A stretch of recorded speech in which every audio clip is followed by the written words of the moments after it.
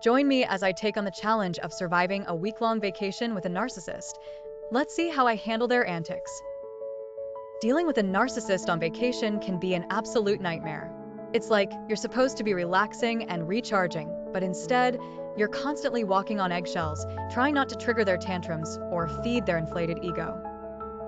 And let me tell you, it can really take a toll on your mental well-being and your overall vacation experience.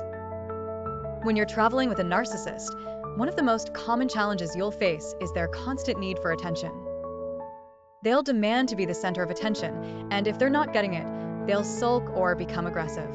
It's like you can't even enjoy a quiet breakfast without them making a scene because someone didn't acknowledge their brilliance or whatever. Another challenge is their complete lack of consideration for others.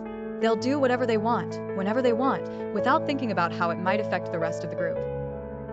Like, they'll change the plans without consulting anyone, or they'll spend all the money on themselves, leaving everyone else to foot the bill.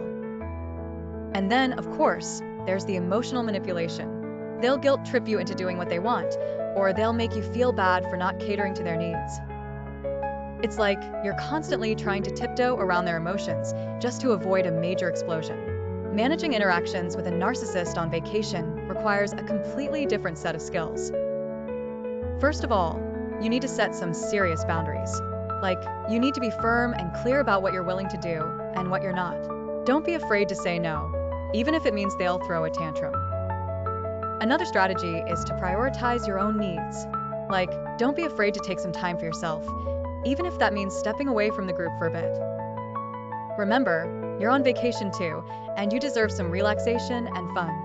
It's also important to practice assertive communication.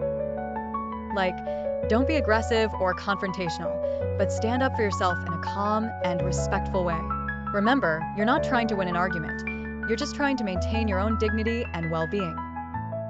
And finally, make sure you have a support plan in place. Like, make sure you have some trusted allies or a support group that you can reach out to if things get too tough. Having someone to talk to or lean on can make all the difference. One of the most effective techniques for handling a narcissistic individual during travel is to practice assertive communication. Like, when they're being unreasonable or demanding, you can say something like, "Hey, I understand where you're coming from, but that's not going to work for me. Can we find a compromise?" It's like you're not giving in to their demands, but you're also not being confrontational.